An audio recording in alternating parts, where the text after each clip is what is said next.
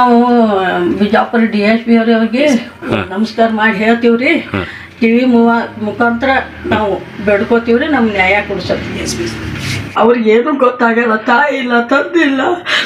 ಅವ್ರಿಗೆ ಹೊಡೆದಿದ್ದು ನೋಡೇ ನಮ್ಗೆ ನಿನ್ನೆ ಮಾಸಾಗಿತ್ತು. ನಮ್ಮನ್ನು ಹೊಡೆದ್ರು ಹೊಡಿಲಿ, ಮಗನಿಗೆ ಹೊಡೆದ್ರು ಹೊಡಿಲಿ, ಅವ್ರಿಗೆ ಯಾರೂ ಇಲ್ರಿ. ಮಗ ಮಾಡಿದ ತಪ್ಪಿಗೆ ವಯಸ್ಸಾದ ತಂದೆ ತಾಯಿ ಮೇಲೆ ಹಲ್ಲೆ.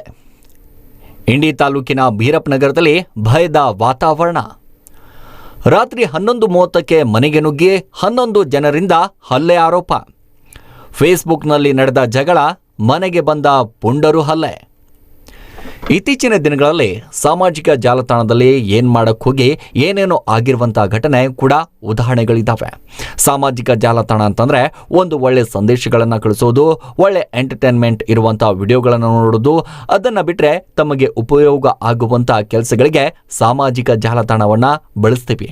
ಆದ್ರೆ ವಿಜಯಪುರ ಜಿಲ್ಲೆ ಇಂಡಿ ತಾಲೂಕಿನಲ್ಲಿ ಒಂದು ಘಟನೆ ನಡೆದಿದೆ. ಸಾಮಾಜಿಕ ಜಾಲತಾಣವಾದ ಫೇಸ್ಬುಕ್ನಲ್ಲಿ ಏನಾದ್ರೂ ಒಂದು ಹಾಕ್ಬೇಕಂದ್ರೆ ನಾವು 1000 ಸಲ ಯೋಚನೆ ಮಾಡಬೇಕು.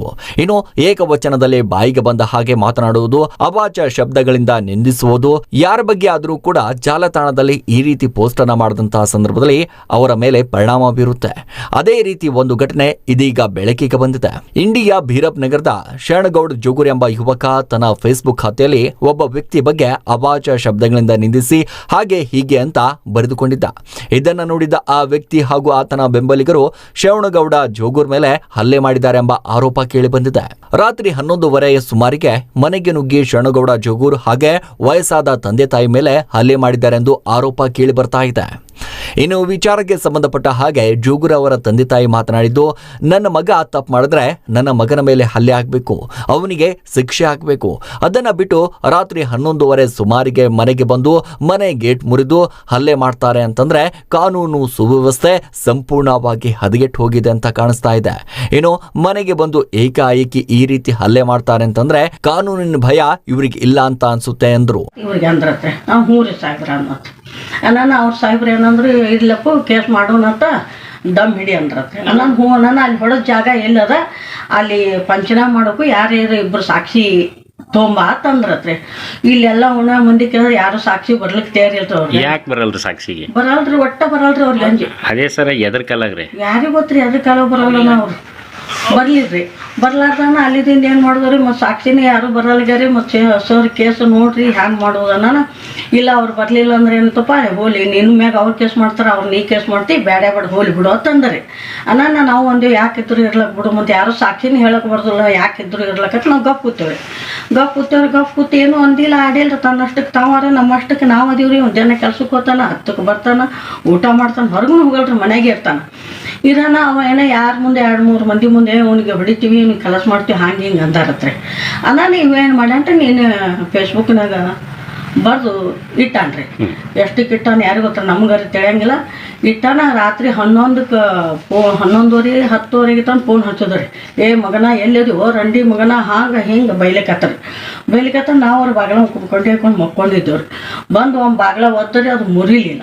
ಮತ್ತೊಮ್ಮೆ ಬೀಸ್ ಹೊತ್ತವದೇನು ಬಾಗಿಲ ಮುರಿತ್ರಿ. ಮುರಿಯಾನೆ ಅವ್ನಿಗೆ ಎಳ್ಕೊಂಡು ಹೋಗಿ ಹೊಡ್ಲಿಕ್ಕತ್ತಾನ. ನಾವು ಹೆಣ್ಮಗಳು ನಾ ಏನು ಮಾಡೋದ್ರಿ, ನಾ ಅಂದೆ ಯಾಕೆ ಹೊಡೆದ್ರು ಹೊಡ್ಯಾಲಕ್ಕೆ, ಜೀವ ಹೊಡ್ಯಾಲಕ್ಕ ನೀವೇನು ಮಾಡ್ಬೇಡ್ರಿ, ನಿಮ್ಮನ್ನು ಈಗಲ್ಲ ಹೋಗ್ಬೇಡ್ರಿ ಅಂತ ಇವ್ರಿಗೆ ತಡಿ ಹಿಡ್ತನ್ರಿ. ಹಿಡಿದು ಅವ್ರು ಕಳ್ ಕೇಳ್ತಾರಿ. 5-6 ಮಂದಿ ಹೊಡ್ಲಿಕ್ಕತ್ತಾರ, ನೀವು ಹೋಗಿ ತೆಕ್ಕಿ ಬಿದ್ರು. ಇವ್ರಿಗೆ ಒಂದು 2-3 ಏಟು ಬಿದ್ದು ಮತ್ತು ಹಂಗೆ ಹೊಡ್ಸದ್ರಿ. ಮತ್ತು ಗೇಟ್ ಮುಗಿದು ಒಗದ್ರು. ಎಲ್ಲ ಮಂದಿ ನಿಂತಿದ್ರೆ, ಸಾಕಾಟು ಮಂದಿ ಯಾರೂ ಬಿಡಿಸ್ಕೋಕೆ ಬರಲಿಲ್ರಿ.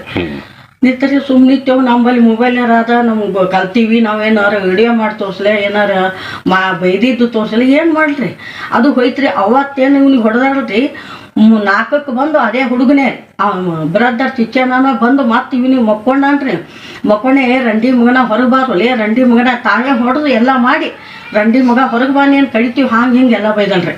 ಇವನಿಗೆ ಕೊಂಡೆ ಯಾಕೆ ಹೊರಗೆ ನಿಂತಂದೆ, ತಮ್ಮ ನಿನ್ಗೆ ಎಲ್ಲಿ ಹೊಡೆದಿರಿ ಅಲ್ಲೇಕ್ಕೆ ನಿಂತ್ಕೊಳ್ಳು, ನಮ್ಮ ಮನೆ ತನಕ ಬರ್ತಕ್ಕಂಥದ್ದು, ನೀ ಇಲ್ಲಿ ಅದಕ್ಕೆ ಬಂದಿರಿ ಹೋಗಂದ್ರಿ.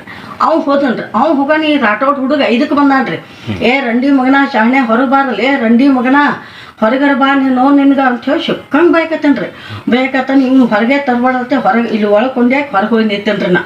ನಿಂತೇನಂದೆ, ನೀ ಎಲ್ಲಿ ಹೊಡೆದಿರಿ ಅಲ್ಲಿ ಹೋಗಿ ನಿಂತು ನೀ ಬೈ, ಅವ ಬೇಕಂದ್ರೆ ಬಂದಿರ್ತಾನೆ, ನಮ್ಮ ಮನೆ ತನ ನೀ ಅದಕ್ಕೆ ಬಂದೇವೋ ಈಗ ಹೋತೇ ಇಲ್ಲ ತನ್ನಡ್ರಿ. ಅವಾಗ ಹೋದನ್ರಿ. ಇಷ್ಟು ಕತಿ ಮಾಡ್ಯಾರ ನೋಡ್ರಿ. ಇನ್ನು ಒಟ್ಟಾರೆಯಾಗಿ ಫೇಸ್ಬುಕ್ನಿಂದ ನಡೆದ ಜಗಳ ಮನೆವರೆಗೂ ಬಂದು ಹೋಗಿದೆ.